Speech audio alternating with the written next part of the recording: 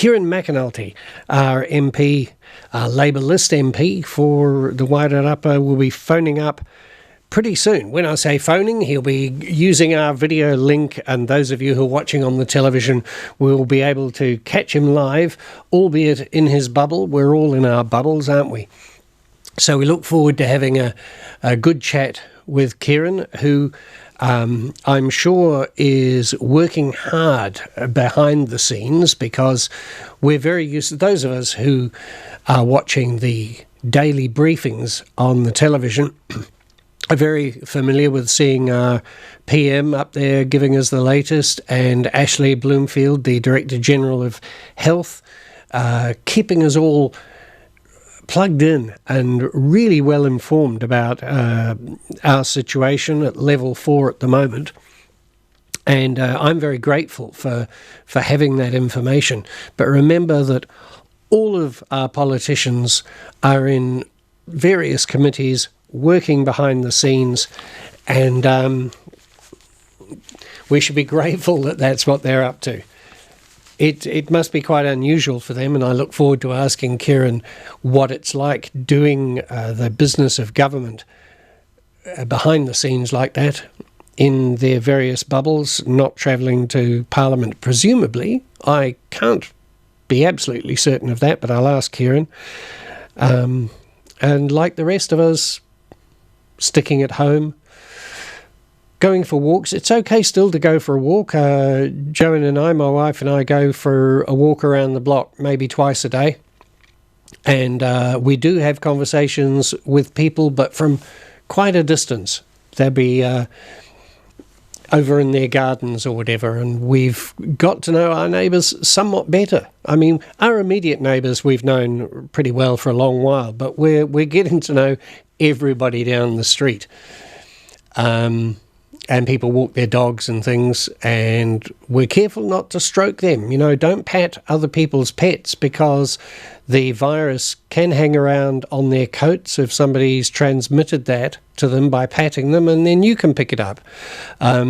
It seems to survive different periods of time on different surfaces. Plastic, it can hang around on plastic for a long while. Hard surfaces.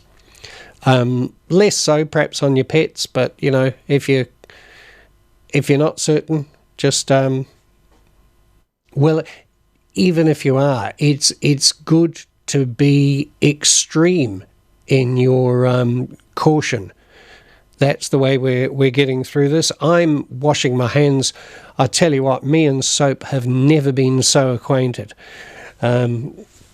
Yeah, I'm washing my hands frequently. Every little thing, you know, you think, look, I'm being really good in my bubble, but I bring my bubble into work here at the station every day. Nobody else is here, so I'm not in any danger of catching an infection from somebody else.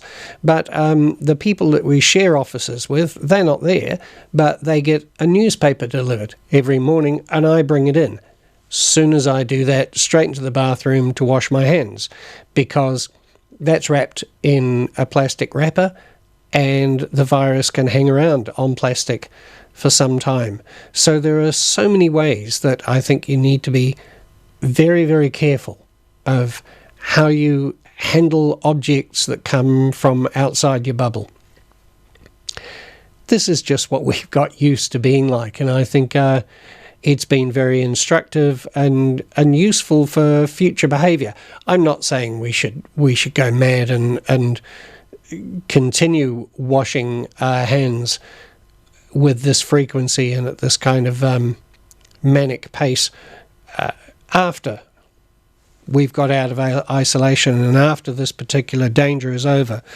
But there are many things that we've learned from this period of isolation. We've learned how to really utilise the internet to help keep in touch with loved ones, family, people that we work with, business associates, etc. We've really exploited those methods of communication, and now that we've got savvy with them, let's stick with them and use them. We've got better at not just leaping into the car every time we feel like going somewhere. I always come to work on my push bike. That's just what I do. So that's not a major change for me, but nonetheless, we are not pumping as much carbon dioxide into the atmosphere. Of course, our economy survives on, unfortunately, on carbon and fuel, and that's going to increase again. But maybe we can be a little bit more cautious of how we do that. The planet has been healing itself pretty well, really, hasn't it? Now that we're not pumping an enormous amount of CO2 into the atmosphere, it's starting to look a little better. Thank you, it says. Thank you to the human race for not choking me. All right, as I say, I'm expecting Kieran any moment. I'm just going to, because I've been rabbiting on without a pause, I'm going to give him an opportunity to say hello just in case he's there. Are you there, Kieran? No, but I do know he's phoning in at any moment. I wonder if I should go to a piece of... I know what'll happen. I'll go to a piece of music and then he'll be there. I could sing. You don't want that. I tell you what, I do have some things from the council, things that this is sent by the Wairarapa Emergency Operations Centre. This is just to let you know how things are from the council's point of view. As you know, this Thursday we'll be moving into the 4th week of the level 4 lockdown, and the government is looking at ending that possibly after 4 weeks, but they're not stating that definitely. There is always a possibility that it might have to be extended, and at the very least we will go into level 3, and there'll be information on what level 3 will look like. I believe that let's see, will schools be open? Do you know what? I'm not going to mouth off and give you false information. We'll wait until, as I say, you should check out those briefings, government briefings at 1 o'clock usually every day on television, TVNZ, Television 1. I watch them as often as I can because they are a really good way of keeping up to date. The government has released forecasts about the possible economic impact of this coronavirus, COVID-19. And it's very difficult to predict, of course, because the whole outlook, the whole environment under the lockdown is difficult to predict into the future, especially since we're tied in with every other economy. However successful we may be, every economy in the world has an impact on ours. So there is a belief that we should be able to keep unemployment below 10%, with perhaps some additional financial support from the government, and I'm looking forward to chatting with Kieran as to what that financial support might entail. Well, you know what? I'm not hearing anything from Kieran. I've got the right channel up. So I might just give him a text. I've done this before, haven't I, on the program? What do we have here? I'm in. I can see myself but can't see or hear you, says Kieran. Well, that's interesting. I think I know why. I think I know. Just give us a moment, and I'll work on that. Meanwhile, I'll play you a track. Gonna be alright. We're gonna be alright. We're gonna be alright. We're gonna be alright. We're gonna be alright. We're gonna be alright.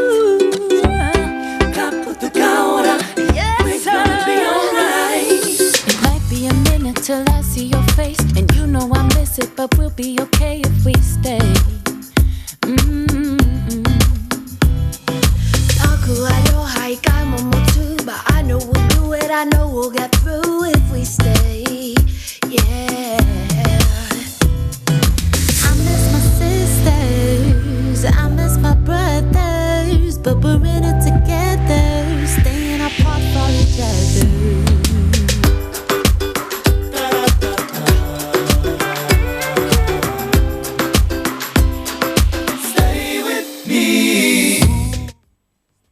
Is that you there, Kieran?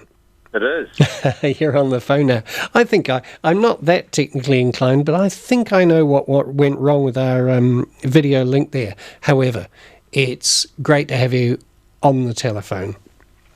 Right, so you don't want to give the video another crack? Well, the thing is, I can't fix it until I phone Toby, and I just got his answer phone message. That's a shame. It is a pity, but your voice is a pretty good one, Kieran. I'm happy with that. Okay, it's far away. Well, what a pleasure to speak with you. How are you doing in your bubble, by the way? Pretty good, actually. All things considered, it's a pretty testing time, as we all know, and there are a lot of people that are struggling at the moment, and that's certainly not lost on me. But that, I think, provides some perspective. As you know, we might not want to be locked at home, but actually, when you look overseas and you see what could happen if we didn't do what we did at the time that we did, then really being at home isn't all that bad. Yes,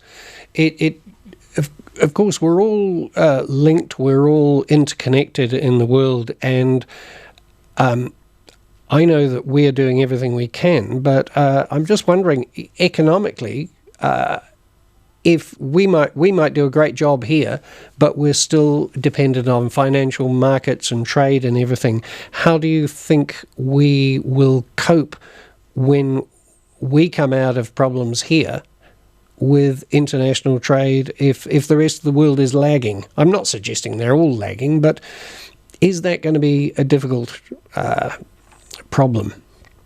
New Zealand's economy is always dependent on how the worldwide economy, and in particular those of our trading nations, trading partners, goes. You know, that the economy had been slowing comparatively over the last couple of years, as the world economies had been slowing. However, ours was performing better than most of those countries in the OECD that we compare ourselves to, so the UK, Australia, Canada, America, Japan, etc. So even though we weren't seeing the growth that we'd seen previously, we were still seeing comparatively good growth. And that's not a bad platform from which to enter into something of this nature. We're also, pardon me, we're also in a comparatively good position that we, as a nation, acted early and acted hard. Yeah. And we are now potentially facing the prospect of being able to move towards a resumption of as normal a life as we can in the context far earlier than other countries. You know, I sit on the Epidemic Response Committee. Yes. And every week, Tuesday, Wednesday and Thursday, we have experts come in to provide context into what we're seeing. We have the Professor Sir David Skegg come in regularly and provide some perspective on what other witnesses are providing. So yesterday we had Professor Murphy, who is the equivalent of our Director General of Health in Australia. Mm-hmm. And he was saying that they were happy with what they were doing and how they were tracking as a nation. And what was notable was that their restrictions were considerably looser than those of New Zealand. Yes, that's right.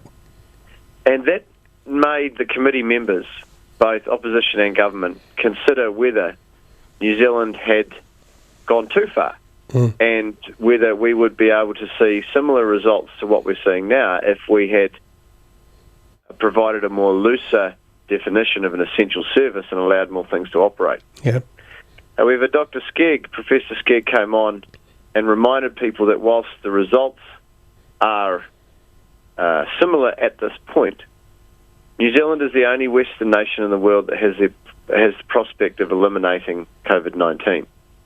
And being in that position means that we will be able to resume as normal a life as we can in this context far quicker than other countries, including Australia. Yeah. And he indicated that they are likely to be on the equivalent of lockdown 4 or lockdown 3 for 6 to 18 months. whereas New Zealand has a real prospect of moving to lockdown 2 or 1 considerably quicker than that.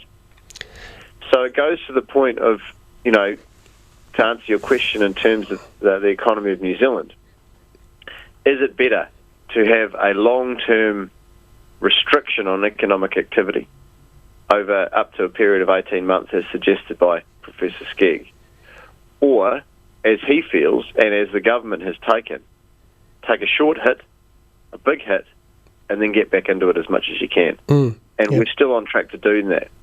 So that in itself is encouraging, I think, because we are a food-producing nation, and other countries, whilst they're in lockdown, still want food.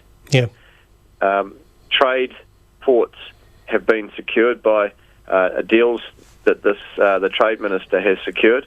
So our main trading routes will continue. So we can export. And also, aside from industries like tourism, which will take a long-term hit in this respect. Definitely. From lack of international travellers, domestic tourism can potentially continue. And so I think we're in a pretty good space relative to other countries.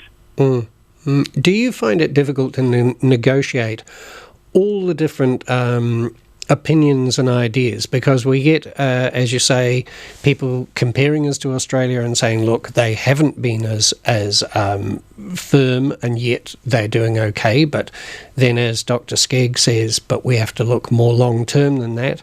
You've got, I read some scientists who were saying that the method that they subscribe to is a kind of on again, off again to build up herd immunity. So what you do is you impose level 4 type restrictions, and then you relax them and allow perhaps the healthy part of your population to get infected, and then you go hard again, and then you relax them for a while, on the presumption that after a while the population has herd immunity. But it's a bit dangerous to go herring off on the basis of a theory when you're talking about the lives of the people in your country. I think that's exactly it. We've seen the attempt at herd immunity in the UK, and they abandoned that approach very quickly. Yeah. They then, as a result, in my view, missed the opportunity to try and restrict this quickly and resume as normal life as they can. The only reason that New Zealand is the only Western country in that position is because we took the measures that we did at the time that we did. There were, at the time that we imposed the lockdown, other countries had experienced death, and whilst Australia, comparative to other countries, is doing quite well, their death toll is considerably higher than ours. And ultimately, I think that's what it comes down to.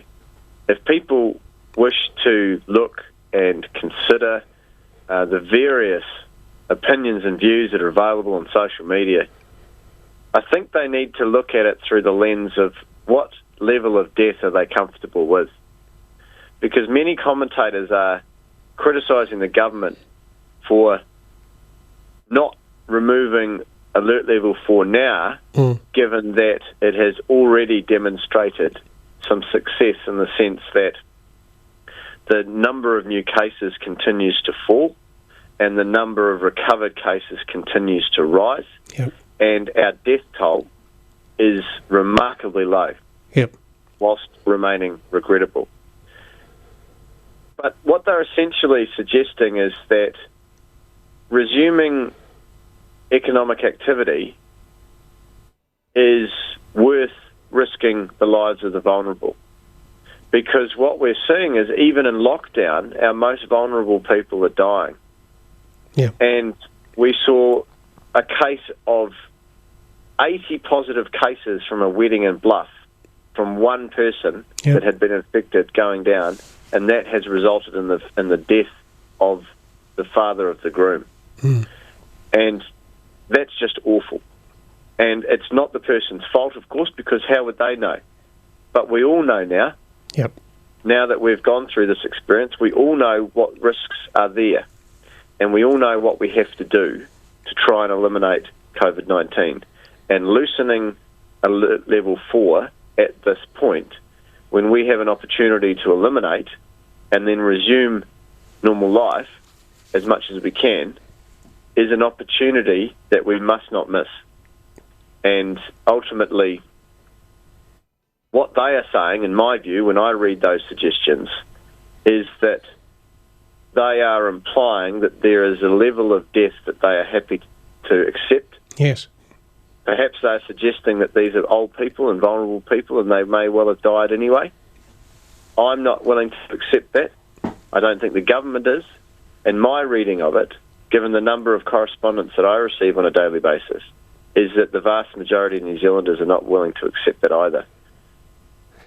Yeah, I thoroughly agree with you. And I think also this idea that somehow we're endangering the economy to such a degree that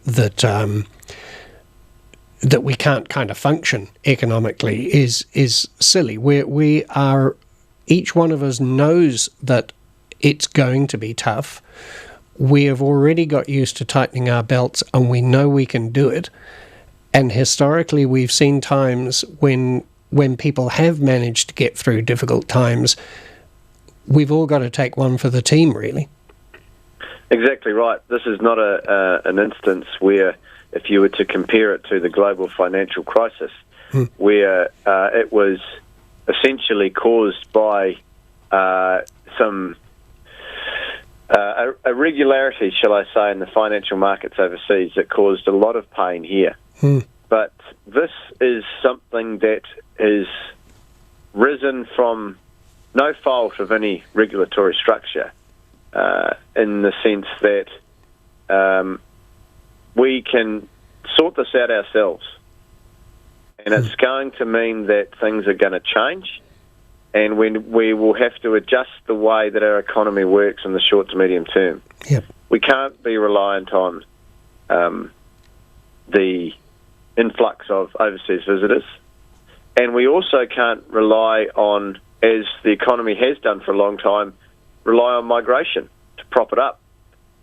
And this was essentially what this government was trying to change, Yep. right from the get-go, in bringing in laws and restrictions that and initiatives that tried to drive investment away from unproductive sectors, and also tried to grow the economy in a more broader sense, so that we weren't relying on migration and population growth in order to keep the economy going. Now, there are two ways that you can deal with a crisis. You can do what we saw in the global financial crisis and take the austerity route, where the government doesn't spend much and people need to tighten their belts, head down and weather the storm. Or you can take the more Keynesian social democratic route, which we're seeing from this government, where we got debt to the levels where it was lower than what we inherited, and we are now, with record low interest rates, in a position to be able to borrow to stimulate the economy and keep it going. And we've seen that in the form of the wage subsidies and the assistance for business and the assistance across the board for those that have lost their job.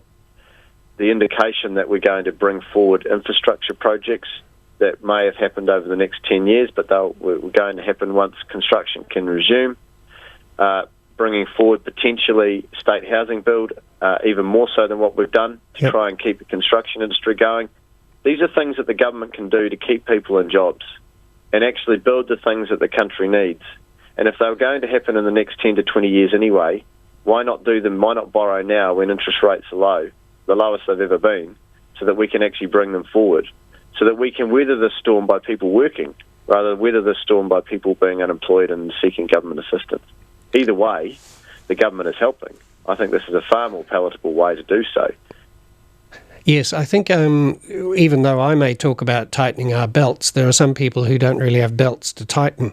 And I'm very pleased that we have a humane approach that says, however much some of us have got to take it on the chin, there are many people who need to be supported during this time, whether they're individuals who are poor or small businesses that could fall over because of this.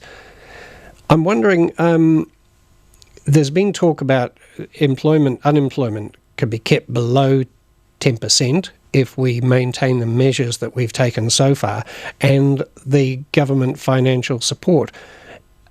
What does that government financial support look like? Well, at the moment it is in the form of a wage subsidy that is available to any employer, any self-employed person, any contractor. Essentially anyone that works can get it, as long as they are able to, in an employment situation, the employer is going to say that we're going to maintain this situation for 12 weeks. Now, that's considerably longer than what the lockdown period is. Mm. But what that recognises is that the impact of this lockdown period is going to go longer than when we move out of alert level 4. But if we can keep people in work so that when we do move to lockdown level 3 or level 2, those businesses can resume as they were, and they hadn't needed to lay anybody off or offer any redundancies during that time, that is a wonderful way for the government to intervene into the economy so that we are in a better position to carry on when the time comes. But there are other levels of support that can occur, of course, and they are constantly being considered at the moment as this unfolds.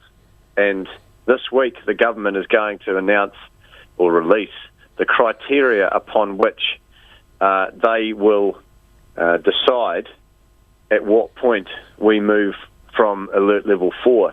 This is important because those businesses that are currently under lockdown are very keen to get back to work, and workers are very keen to get back to work. Everybody just wants to do their bit. And in order to plan for that, so that they can be as prepared as possible when the time comes, they need to know what the criteria will be so that they can make the decisions that they need to. And a number of businesses that I've spoken to here locally are very happy and grateful for the support that the government has given them. And I think once that information is released and people know what a level 3 lockdown or level 3 alert level, I should say, is going to mean for them and their business. So it might mean for a manufacturer that they have to maintain 2-metre distance using PPE, for example. Right. And so that they can plan ahead for that. So they might need to adjust a few procedures in their own business, but it means that they can operate. And even if they're operating at 60 to 80% of what they were, it's still a hell of a lot better than not being able to operate for an extended period of time, which would have been the reality if we weren't able to bring the COVID cases under control like it appears that we're doing. Yep. You spoke earlier about the impact being in the short to medium term. I just wonder whether business as usual in the long term, though, will still look a bit different. I mean, are we going to just pile back into the kind of lives that we led before, continue to pollute the atmosphere at the furious rate that we did before, or do you think that countries have learned enough from this experience to moderate how they conduct business in the future? I don't think we'll go back to what we were before. No. I think the way in which we operate has changed considerably. And what form that will take remains to be seen. But I think this has changed the way we look at it as individuals, as bubbles, Yep. Organisations and as a nation for the better. I'm an optimist by nature, but ultimately I can't see that people will, after getting to spend some genuine quality time with their children, Yep. with their partners, with other family and friends, whoever was in their bubble, reaching out beyond their bubble through technology to catch up and maintain friendships that perhaps had gone by the wayside because of careers and other pressures. I mean, as I mentioned, I sit on that epidemic response committee, and this is a committee where members of parliament are accessing it from every corner of the country and receiving submissions from international submitters. Yes, and this is all remotely done. And all remotely done. And not a single, without a single reduction in quality in terms of the submission that's received or the engagement that is done afterwards. We're able to receive the information that we need, and we're able to provide further context for supplementary questions, all by staying at home. Yep. Now, obviously, we will still, at times, wish to meet people face-to-face.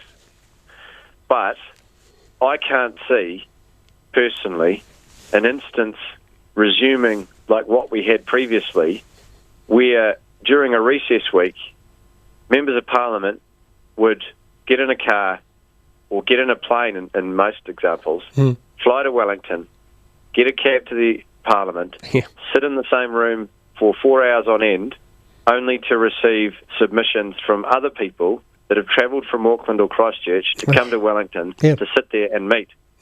I just cannot see that coming back. And if they propose that it does, then I'll be voicing my opposition to that. Yes, because good. we have demonstrated through this crisis that we don't need to do that. And it's unnecessary travel. And it's also an unnecessary burden on the submitters and the members of parliament. And if I'm completely honest with you, Michael, I've been far more responsive and therefore a far more effective representative doing my job from home in this context than I have been previously, because quite frankly I'm not spending hours a day in my vehicle driving up and down in the electorate. Yes, that's right. So those are inefficiencies, but there are also extra stresses on you that occupy your mind when you're in a meeting. I'm wondering, from my point of view, and I could be wrong, I get the feeling that there's been some good collaboration, cross-party collaboration, and I wonder if, again, that model of adversarial government, this is the loyal opposition who will fight you no matter what, whether that might be modified as a result of having to face this outside threat together. I doubt it. Okay. I don't want to sound like a cynic, but I do doubt it. I mean, ultimately, we only need to look at the example of what happened during World War II, when Westminster-style parliaments around the world formed grand coalitions and there was collaboration across the House. As soon as that happened, the adversarial nature of Westminster politics resumed. Ultimately, political parties and political leaders go about their own process to test the waters and read the winds, if you like. And if I believe there was a sense that there was political gain to be had in the situation for being adversarial, I believe that's the tone they would take. But obviously that's not what New Zealanders are about. They don't appreciate that sort of thing, and they just want to see people mucking in together. And I'm grateful that has been the result of this. That on the whole, whilst there's still political points to make and there's a role for the opposition, and good on them for holding the government to account, that's what they're there for, I just being realistic, I just cannot see that continue. There's an election in September, and there will be some points that the opposition wish to make, and there will be some points that the government wish to make, and ultimately they will be fundamentally different. And so, but I take your point, and I share your view on this, that I think we would all be better off if we maintained a focus on keeping any political point that we needed to make at just that. What I cannot stand in politics is the personal nature of it, and some people, in order to make a point, making a personal point, and I just despise that. At any point I want to make will always be on policy Yep. It will always be in response to what somebody has said. It will never be at a response to who somebody is. Yeah. Well, perhaps I can concede your point that it's unlikely that the adversarial nature of politics will change, but I think that the world has taken a look at how this government, under our Prime Minister, has responded not just to this crisis, but to various others with a humane, caring face. And however much we've heard the word kindness bandied around, perhaps too much for some people's tastes, it nonetheless is a hallmark of how this government does its business. Absolutely, I think that's the benefit of leadership, is that there are numerous examples, conflicting examples across the world as to how to deal with a crisis, and the compassion and empathy that Jacinda Ardern demonstrated after the March 15th attack was a polar opposite to what other responses from other political leaders have been. And if we really do wish to live in a nation that is peaceful and without hatred, then we need to have political leadership that demonstrates those values when dealing with and coming face to face with hatred. And I think that's part of the reason why Jacinda Ardern got the admiration that she did, and why other political leaders overseas are considered regrettable and somewhat ridiculed because of the way that they respond to things. But ultimately, there is a way to go about politics, and I'm very proud to be a Member of Parliament within a party that is led by Jacinda Ardern because of the way that she conducts politics. I think it has changed the dynamics of politics in New Zealand for the time being. And ultimately, New Zealanders are, I think, on the whole, they don't like mean-spirited people, they don't like arrogant people, and if our politicians behaved in a way that other politicians from other countries do, I think New Zealanders would be horrified. Yes. So that in itself is a pretty good starting point. But the way that Jacinda Ardern has approached issues that have confronted this country, I think, has changed and led political discourse in this country for the better, for sure. Yeah, and I think it's not a soft thing, however humane it is. I believe that there's a lot of hard work behind it, and that the country is being managed economically and coping with crises well. I watch those briefings every day. I marvel at the work that must go behind what the PM and Ashley Bloomfield are doing in order to be so well informed and to have formulated such good plans on our behalf, and people like yourself behind the scenes at those meetings. I'd just like to say, on behalf of your average person on the street, I'm very grateful for the work that you're doing. Well, thank you for that. That's very, very nice to hear. I mean, ultimately, the ministers that are involved in this, and in particular the Prime Minister and lead officials like Dr. Ashley Bloomfield, who I just think is doing an incredible job, and we're very fortunate to have him in that role, are incredibly busy, and the staff that support them are also incredibly busy. So in the nature of acknowledging people that are working hard, I think it's also really important to acknowledge them. I mean, look, I'm working hard at home here in Masterton, but also I've got 2.5 staff members, if you look at the hours that are allocated, that are based here locally as well. One's in Gladstone, one's in Masterton, one's in Martinborough, working very, very hard to support me to help those that are coming to me and put forward things on behalf of the region. And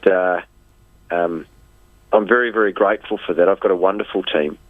But at the same time, we're really lucky as a region. We've got 3 mayors that are working incredibly hard. We've got 3 councils with staff that have had to drop tools and change their roles so that they can deal with this.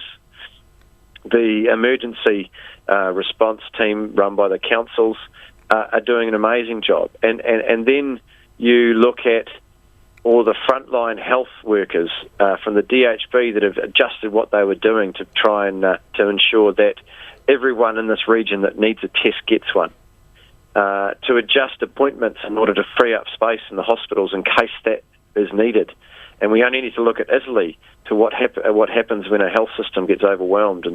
And part of the reason New Zealand is coping so well is because our health system is there for everyone who needs it at the moment because of the planning and decisions that were made by our DHB and our PHO.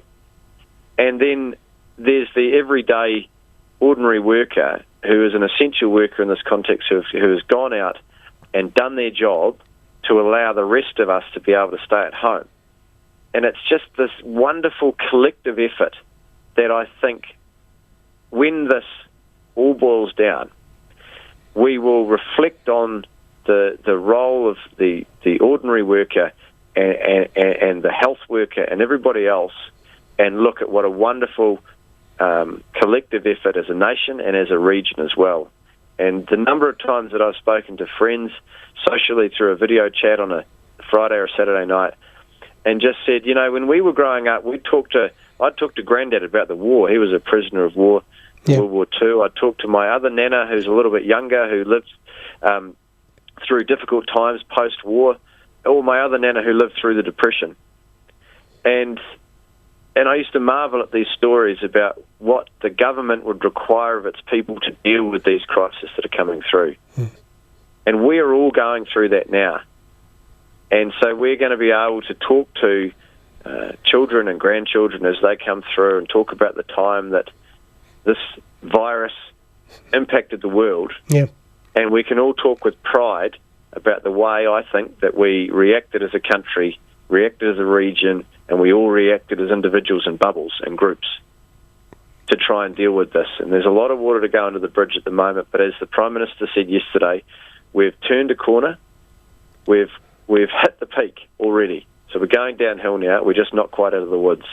But we can all even remain cautiously optimistic, but also proud of the way that we've responded to this.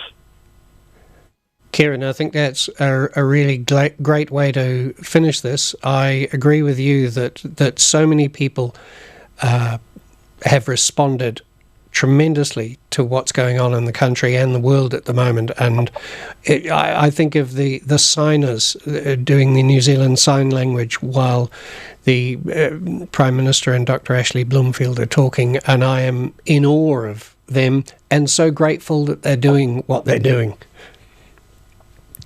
And I'm actually, I 100% agree. Grateful for everybody's input in this, but also grateful for people that are just staying home because that's their job. We all have a job in this, and everyone's job is different. But if everybody does what they're supposed to do, we'll pull this off.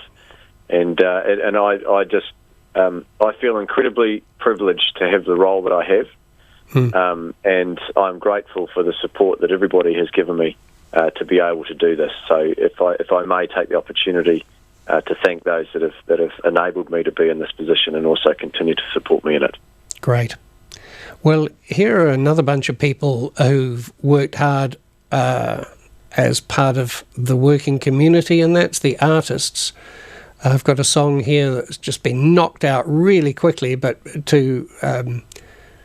with great standards, with good recording standards, despite the fact that all these artists across the country were just communicating via Zoom or Skype or whatever, and they've put together this song about what we're going through, and it's called Stay. Thank you very much, Kieran. I'll leave it at that, and let's enjoy the song. Thanks, Michael. Bye. We're gonna be alright. We're gonna be alright. We're gonna be alright. We're gonna be alright. We're gonna be alright.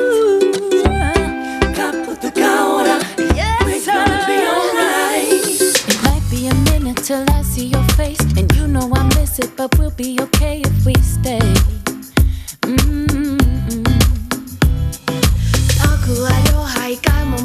But I know we'll do it, I know we'll get through if we stay. Yeah.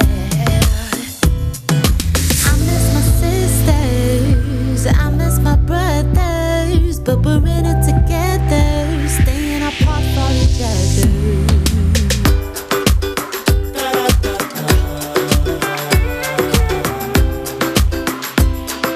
Stay with me.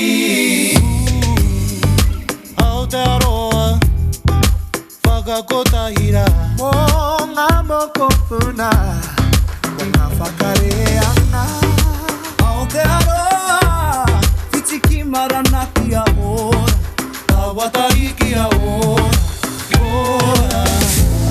With a little bit of passion A bit of dedication We gonna be alright We gonna be alright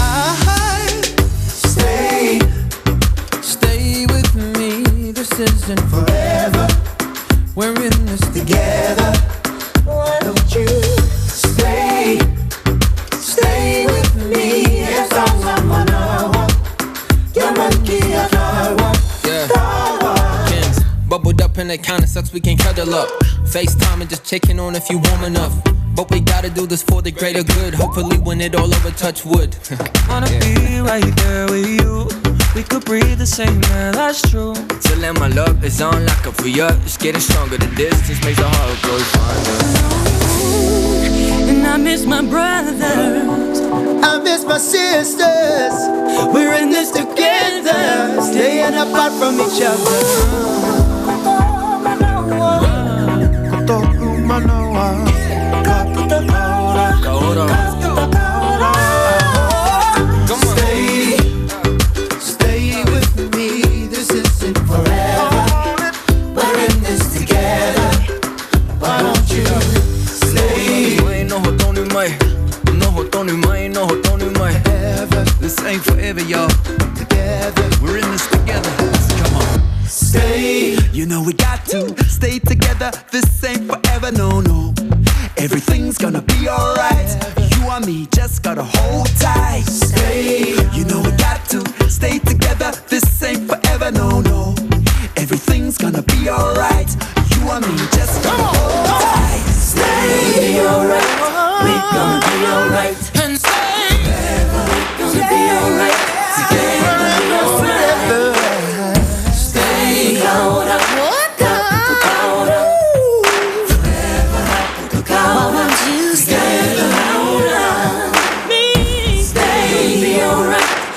Gonna be alright. We're gonna be alright. We're gonna be alright. We'll be together. Whoa. Stay out. Put the count up. Put the count up. Together. Yeah. Well, that's pretty much it from me. Thanks very much. Thank you to Kieran McAnulty for having a really, really useful talk with me this morning. Didn't happen on the video, but we got him on the radio, on the telephone, so all was well in the end. Lots of really good information from Kieran there, not to mention hearing his political ideology, and I feel very pleased that he is representing us in Parliament. All right, as I say, that's it from me. I'll talk with you tomorrow.